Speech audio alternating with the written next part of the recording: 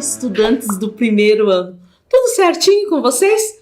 Temos então mais uma aula de história. Vamos lembrar dos nossos combinados. Lave sempre suas mãos e escolha um lugar bem confortável para você colocar seus materiais, assistir às aulas, fazer as atividades e aprender muito. E o que nós vamos precisar de materiais hoje? O caderno ou a folha para registrar a aula, lápis, borracha, lápis de cor, tesoura, cola e revista. E revista pode ser também jornal, encarte de mercados, e se você não tiver, você pode desenhar. Eu vou dar um tempo aí para você pegar esse material, certo?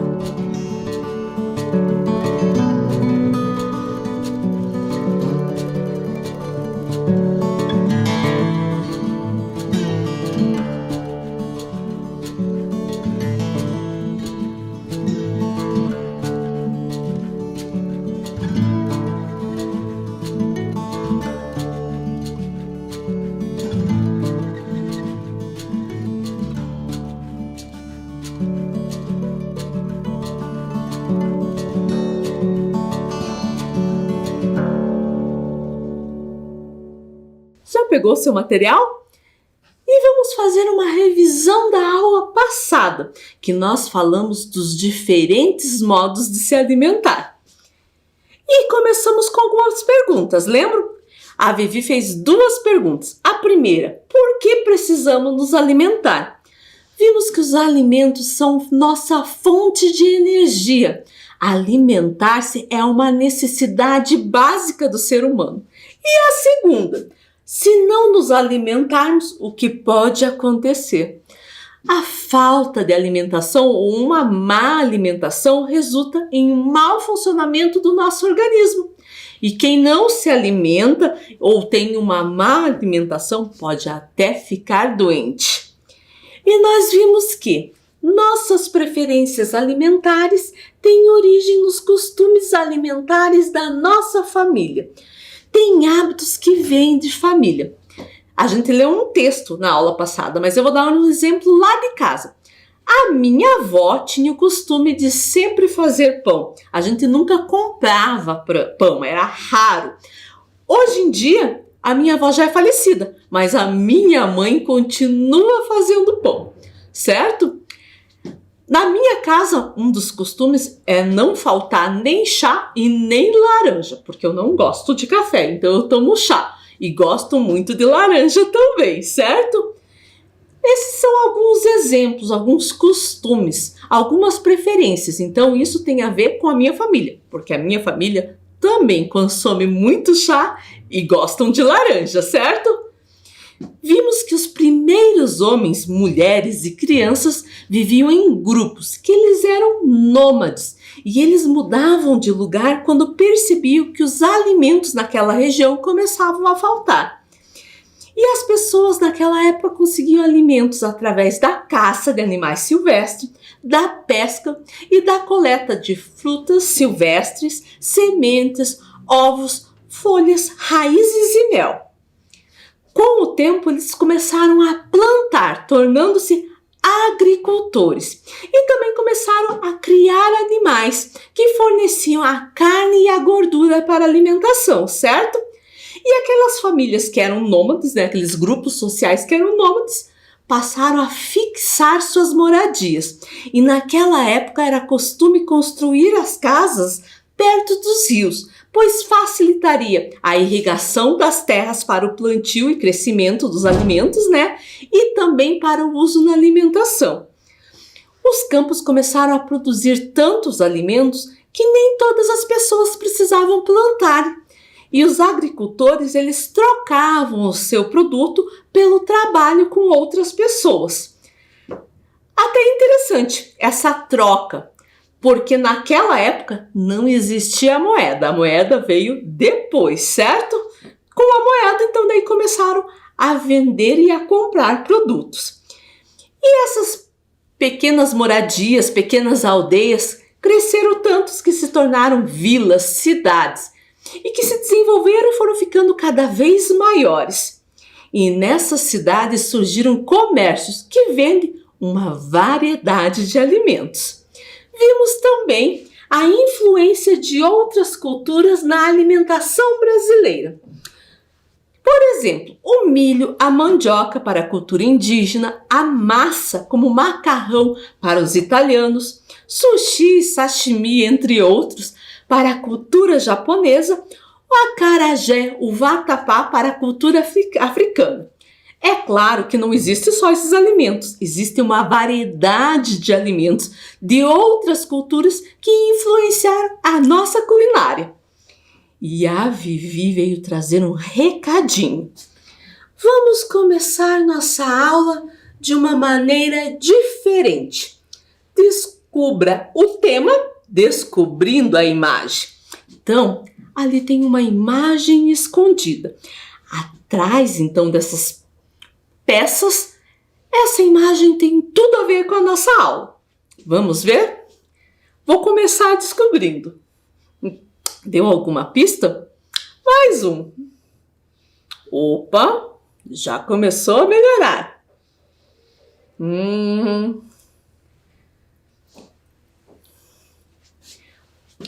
Você já conseguiu descobrir? A roupa apareceu ali um avião. Um carro. Outro carro. Ali também tem um trem. Trator, motos. Isso tem a ver com a nossa aula de hoje. Conseguiu adivinhar?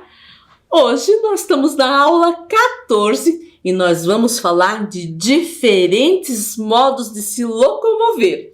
Então pegue lá o seu caderno ou a sua folha e escreva a data que você está assistindo essa aula, aula 14, História, modos de locomoção. Eu vou dar um tempo aí para você fazer, certo?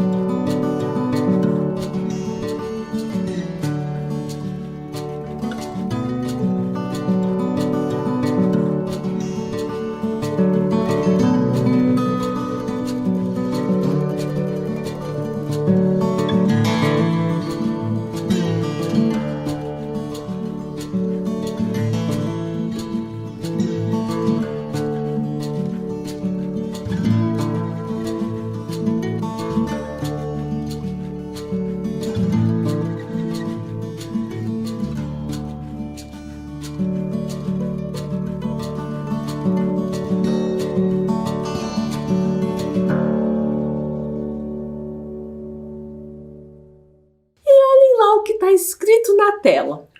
A roda foi uma revolução para os meios de transporte.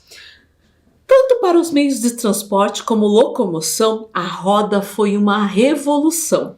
A primeira representação de uma roda foi encontrada por arqueólogos há quase 5.500 anos atrás, nas ruínas da cidade-estado de Ur, onde hoje fica o Iraque.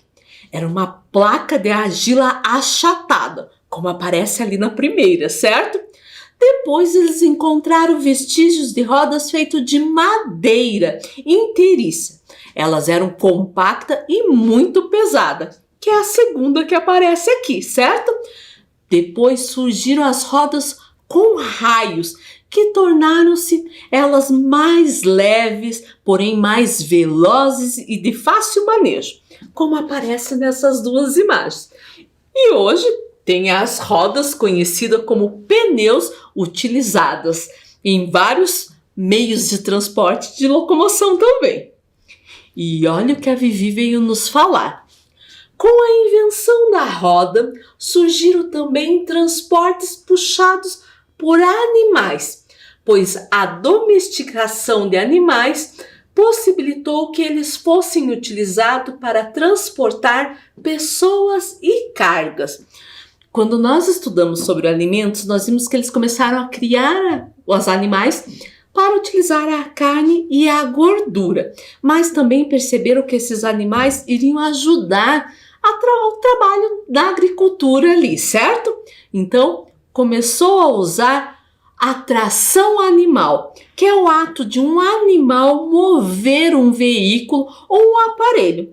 O transporte de tração animal é o mais antigo meio de transporte e de locomoção usado pelo ser humano, tirando o andar, né? É claro. E a Vivi tem mais uma coisa ali, ó. Veja as imagens e identifique os animais que são utilizados como modos de locomoção. Então vai ter uma imagem e você vai ter que identificar qual animal é utilizado como modo de locomoção. Vamos lá? Esse daqui. Esse tá fácil. Você consegue identificar que animal é esse? Esse é um camelo. E os camelos, durante muito tempo, foram utilizados pelo homem como meio de transporte. E muitos dos avanços culturais e econômicos conquistados na antiguidade só foi possível graças à utilização desses animais. Acredita-se que a provável domesticação desse animal aconteceu há 20.000 anos antes de Cristo. Muito tempo, né? Esse animal ainda é utilizado como meio de transporte, porém não tanto como antigamente. Vamos para outro? E esse aqui? Você consegue identificar que animal é esse? Se você olhar, você vai dizer, professora, é um camelo também. Esse é um dromedário, que é um animal que possui grande adaptação em ambientes áridos, ou seja, lugar com muito calor, pouca água e baixa umidade. Ele se adapta muito bem às regiões desérticas. As tribos nômades dos desertos dependem muito do dromedário. Além de transporte de pessoas e de carga, ele também é usado na alimentação, na carne, o leite e até o pelo, né? A pele dele é usado para fazer roupas, certo? E você sabe a diferença entre o camelo e o dromedário? Olhando essa imagem fica fácil, né? Bem visível essa diferença. O dromedário tem apenas uma corcova nas costas. Já o camelo tem duas. E você sabe o que é essa corcova? Muita gente diz que é reserva de água. São depósitos de gordura. Além disso, o dromedário tem o corpo coberto de uma pelagem curta e o camelo tem pernas mais curtas e costuma ter mais pelos longos e vistosos, certo? E você consegue identificar que animal é esse? Esse tá fácil, né? O cavalo, até o início do século XX, era muito utilizado como meio de transporte individual para uma ou duas pessoas, ou até numa carroça puxada por cavalos. E também os primeiros bondes e ônibus haviam vários cavalos que faziam força para puxar esse meio de transporte. E você sabia que cavalo é o masculino e o feminino como que é? É égua. Vamos ver outros transportes utilizados, né, com a tração animal? E esse daqui, você conhece? Consegue identificar esse animal? Esse pode ser chamado de jumento, asno ou jegue. É a mesma coisa, daí você escolhe qual que vai chamar. São nomes diferentes para o mesmo animal, certo? Foi um dos primeiros animais que os portugueses trouxeram para o Brasil. O jumento ele é famoso por sua grande resistência e pode ser encontrado em praticamente todo o planeta, exceto em regiões frias. Ele prefere lugares quentes, ele se desenvolve melhor e daí é utilizado melhor para a tração animal. E esse daqui? Você consegue identificar? Não é cavalo, não é égua. É a mula ou o burro. A mula ou o burro são filhos, né, de asno, jumento ou jegue com uma égua. Então, mula, feminino, burro, masculino. Esses animais são fisicamente mais parecidos com a mãe. Por isso que eu falei, parece como uma égua, mas não é, certo? Mas eles herdaram do jumento a força, a resistência. E ele tem um formidável equilíbrio, tanto que ele é muito utilizado na tração animal de montanhas, sendo muito útil como um animal de carga. E já que temos tanta curiosidade em saber a diferença do dromedário, do camelo, por que não conhecer esses animais? Que tem mais até no Brasil, né? E já que estudamos sobre esses 3 tipos de tração animal, é interessante vermos eles juntos, até para notarmos essa diferença. Olhem lá a imagem. Uma das principais diferenças entre o cavalo, a mula, o burro, o jumento é o tamanho das orelhas. A dos jumentos são bem maiores. Também o porte. O cavalo é o maior. As mulas e os burros são mais altos do que o jumento. Também a pelagem. O jumento de todos é o que é mais peludo. Eu não estou falando da crina, eu estou falando do pelo que reveste o corpo, certo? Já o pelo do cavalo, da mula ou burro é bem mais curto. E vamos continuar. Você consegue identificar que animal e que modo de locomoção é esse? É um carro de bois. São bois, então, puxando um carro de bois.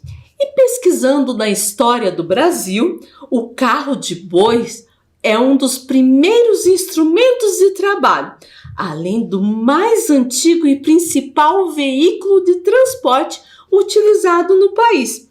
Ele ainda hoje é utilizado em áreas rurais. E esse outro? Está fácil, né? Um elefante. Em alguns países do mundo, como é o caso da Índia e da Tailândia, é comum utilizarmos o elefante como modo de locomoção. E esse outro? Esse eu acho tão bonitinho. A lhama pode ser encontrado no Peru, na Bolívia, na Argentina. Aí no Chile também. E é um animal usado para carregar cargas. Ele é conhecido pelo seu andar calmo, lento, porém ele se irrita facilmente, sem motivo aparente. Por isso que ele é menos utilizado para carregar pessoas. Vai que ele se irrita, né? Isso não é legal. E esse outro aqui é difícil. Você consegue identificar esse animal? Esse é difícil. Ele é conhecido como iaque. E ali tem as 2 maneiras de escrever. A maneira em português, né, em cima, e nos outros países como escrevem, certo? Ele é um bovino grande, peludo que tem corcova sobre os ombros. E ele vive em terras altas, principalmente na China, na região chamada Tibete. Os tibetanos criam iaques há centenas de anos para usá-lo principalmente como modo de locomoção para ajudar no trabalho deles, que é mais a agricultura, certo? E esse outro? Professora, uma ave é um modo de locomoção. Você sabe o nome dessa ave? É uma avestruz. E ela é utilizada também como meio de transporte, principalmente na África do Sul. E tem alguns lugares do mundo que utilizam para corridas. E esse outro? Esse tá fácil, né? Aí aparece tanto um animal como um modo de locomoção. Trenó de rena. E você pensava que só Papai Noel que usava rena. Ele é bem usado em transportes na Lapônia, na Finlândia, certo? E esse daqui? Será que é o que você está pensando? Conseguiu identificar o animal e que modelo de locomoção é esse? É um trenó de cães. No Alasca, nos Estados Unidos, os cães da raça Husky Siberiano costumam empurrar os trenós, ou melhor, puxar os trenós e transportar pessoas e cargas. É uma forma assim, bem original e diferente de se deslocar sobre o gelo, sobre a neve. Agora vamos ver o recadinho da Vivi. A utilização da tração animal veio se desenvolvendo, porém, com os avanços na tecnologia e a invenção de máquinas, esse modelo de tração foi deixado de lado gradativamente. Hoje, apenas pequenas propriedades utilizam esse modelo de trabalho manuais feitos pelos animais. Então, no Brasil, o uso de métodos de tração animal provém de agricultores familiares e suas pequenas propriedades, espalhadas por várias regiões do país. Aquele agricultor que não tem um trator para realizar os trabalhos agrícolas da sua propriedade acaba adotando o uso da tração animal. E é viável até para o agricultor, por ser de baixo custo, certo? E a Vivi está com uma dúvida. No Brasil antigo, quais os meios de transportes que utilizavam a tração animal? Além, então, do uso individual do cavalo, do jumento, do burro, no Brasil antigo havia também os seguintes modos de locomoção. A sege. Sege foi um dos primeiros veículos sobre rodas utilizados no Brasil, após a vinda da corte portuguesa para o Brasil. Em 1808, a circulação desses veículos aumentou tanto, que a administração pública começou a adotar uma série de medidas para regulamentar a sua circulação. Também começou a questionar o tamanho das ruas para passar os veículos, né? Então não deixa de ser uma evolução. Com esse veículo, começaram a pensar no trânsito, no transporte, o que poderia ajudar a melhorar, né, a circulação de veículos. O outro veículo são os primeiros ônibus. O primeiro serviço de ônibus foi criado no Rio de Janeiro e surgiu em 1838, com 2 andares de pavimento puxado por cavalos, bem diferente do ônibus que nós temos hoje em dia, certo? E a Vivi tem mais uma dúvida. Em Curitiba Antiga, quais os modos de locomoção que utilizavam a tração animal? Então, nós vimos 2 modos de locomoção com tração animal no Brasil antigo. Esses 2 modos de locomoção também tinham em Curitiba, mas surgiram outros. Vamos ver? Modos de locomoção em Curitiba. Bonde movido a burros. Antigamente, em Curitiba, surgiram os primeiros bondes com tração animal e eles eram movidos com burros. Na imagem é uma foto muito antiga da Avenida Rio Branco em 1901, há 120 anos atrás. E nós podemos ver ali o bonde movido a burros. E o bonde tem uma característica, ele é aberto ao lado, então as pessoas poderiam entrar do lado, não tem uma porta só como é um ônibus, né, como é um trem. Não, ele é aberto de lados, eles podiam entrar por qualquer lado, certo? Outra bem interessante são as carroças. E sabiam que as carroças surgiram aqui em Curitiba por causa dos imigrantes poloneses? Quando eles vieram para o Paraná, eles trouxeram a carroça puxada por 2 cavalos. Antes se usava mais o cavalo, né, como um transporte individual de 2 pessoas, como nós vimos no começo da aula, certo? E o interessante é que esse transporte com carroça virou até painel na nossa cidade. Esse painel de azulejo, ele está ali atrás da Catedral Metropolitana. E ele é do artista Puti Lazarotto. E olhando esse mural, a gente pode ver uma carroça puxado por um cavalo. Naquela época era costume, principalmente as mulheres, dirigirem as carroças. Elas saíam das suas colônias, né, com cestas com frutas, verduras e legumes e vinham até o centro da cidade, ali na região do Largo da Ordem, para comercializar esses alimentos. Então, o modo de locomoção delas era a carroça, certo? E a Vivi tem uma pergunta bem importante. Atualmente, em Curitiba, pode ter transportes com tração animal? Pense aí no seu dia a dia, quando você sai de casa. Você vê transporte com tração animal? Pensando aqui, é muito difícil. E até se você vê por aí, está errado. Sabe por quê? A Lei 14.741 de 2015, regulamentada pelo Decreto 80 de 2018, proíbe o uso de veículos de tração animal em Curitiba, certo? E você tem que pensar, como eu falei, se vocês verem, está errado. Mas, professora, por que está errado? Se lá os pequenos agricultores usam, por que aqui em Curitiba não pode?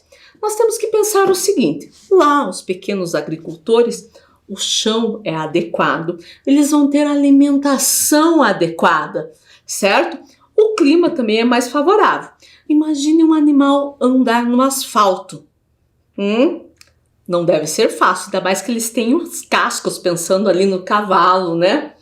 Então ele pode escorregar, se machucar. E também não tem tantos alimentos, só quando tem algum terreno baldio que tenha um mato para eles comerem, certo?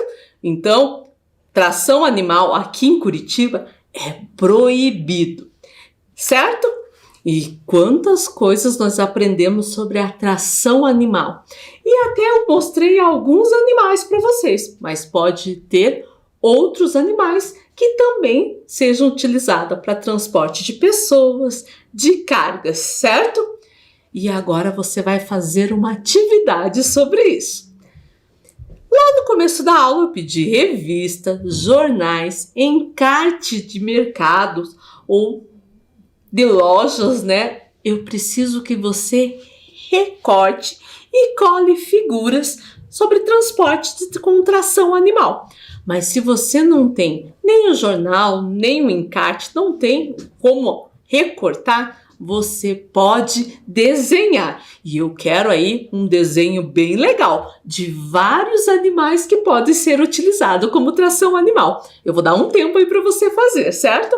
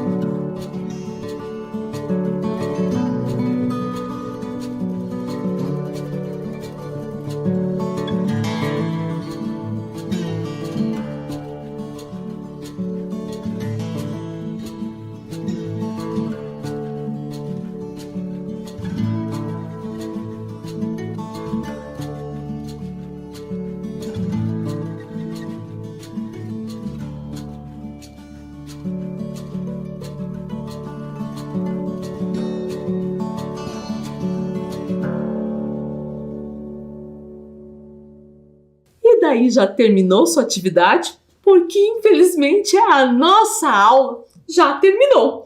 Nos encontramos na próxima aula. Se cuide!